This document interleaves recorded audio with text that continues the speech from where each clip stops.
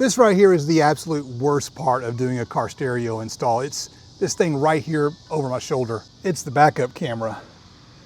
And these things are a royal pain. Backup cameras are really important. I've got them installed on all my vehicles, and it's really convenient to have it hardwired so you throw it in reverse, the camera pops up on the screen, and you can see what you're about to run into. It's one of those projects that most people aren't going to tackle. They'll pay someone else to do it instead of doing it themselves. And there are some really big downsides to a hardwired backup camera.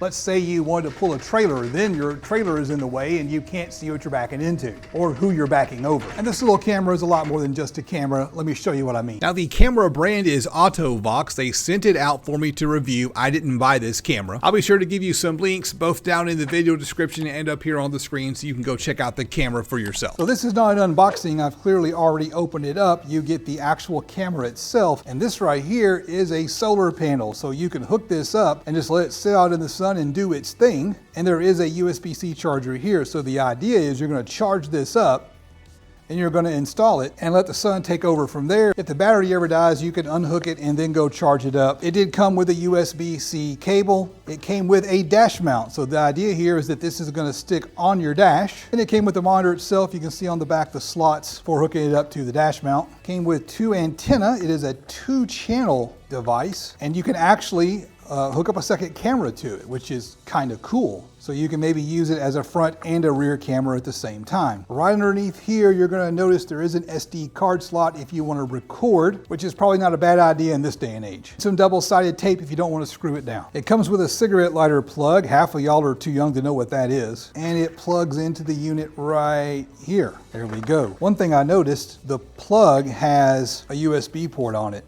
So you could unhook it from wherever you have it installed and take it into your vehicle and charge it up when you're not using it.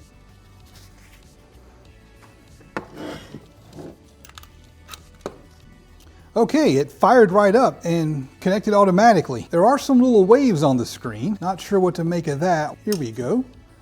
Now we can use the camera to look at the camera. It is a widescreen. There's definitely a fisheye effect. Let's start pushing buttons and see what it does. Okay, there's a pairing feature. There's a playback mode, guidelines, display sleep, so you can put the display to sleep after a certain amount of time. 120 seconds, 20, 40 seconds, never. Let's put it on never. If you put it on never, the camera needs to be charged frequently. That makes perfect sense. You can set the date and time. You can adjust the contrast. There's channel 2 mode. There's an MU control. Let's find out what, oh, this is mirror, normal, or upside down. Let's adjust the guidelines. Oh, they're just on and off, so you can't adjust the guideline. I'm curious about the range on this thing. And I'm also curious about how well it does in the dark. I'm going to take the camera and walk out into the darkness and get a good idea of how good a job it does in low light situations. I'm in the middle of the street. My house is back from the street a decent amount. I'm curious if it's picking up because the range, I have no idea how well you can see. There's the garage way back there.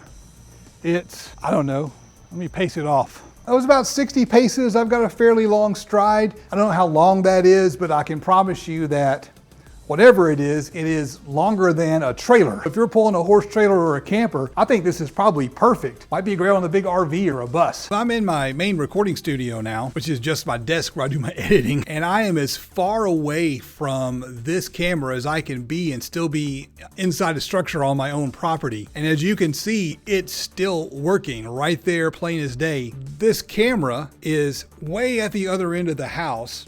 And then at the far end of the garage, way at the back of the property. This is quite a bit of range. That's a lot farther than you're going to need for a backup camera. And what's kind of really cool about that is this tells me you can use it for any kind of remote camera that you want. Now to really put it to the test would be to back up a trailer. I don't have a trailer, but I got a buddy who has a camper. So I'm going to go meet with him and we're going to see how good a job it does for backing up a trailer. All right, it's the next day and we're going to try it out on a trailer and see how good it works as a backup camera. We're going to use this camper right back here. It belongs to my buddy Tony. We used to work together.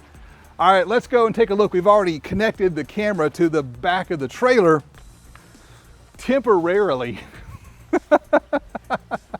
For test purposes. For test purposes, yes. So what we've done is we've just strapped it on to the hitch back here temporarily because we're not sure where we want to put it at eventually. We don't know if we want it down lower, up higher, whatever the case may be. And one thing I don't like about this, even though it has a solar panel on it, you do have to take it off and recharge it on occasion. That's kind of how it's designed. If you use the double-sided tape that came with it, how the hell are you going to take it off? Exactly. Tony, you got any ideas? Exactly. No, that's my concern. And of course, you can always bolt it in place to the license plate, but in this case, the license plate is over here on the other side of the vehicle, as opposed to being in the center. And I think this thing probably ought to go in the center. I agree. On the side, it may skew the angle. I haven't seen how it operates yet, but just looking forward, it might not be a good design to have it go on the license plate holder.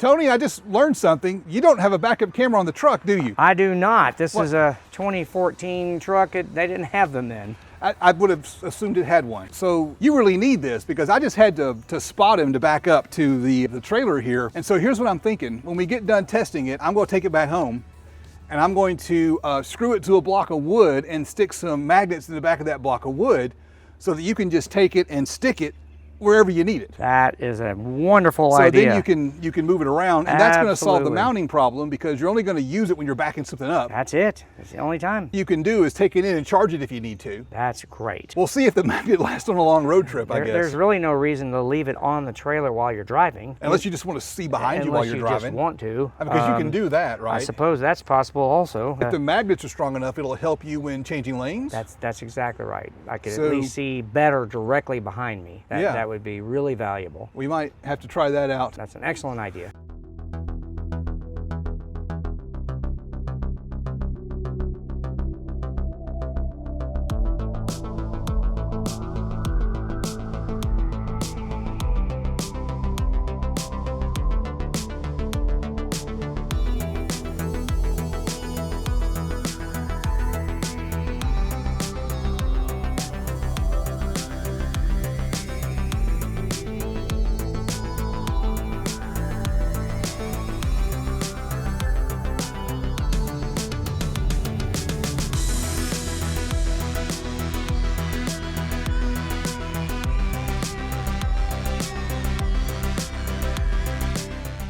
What are your thoughts? How easy is it to see the camera? You know, it's especially helpful to see what's behind you.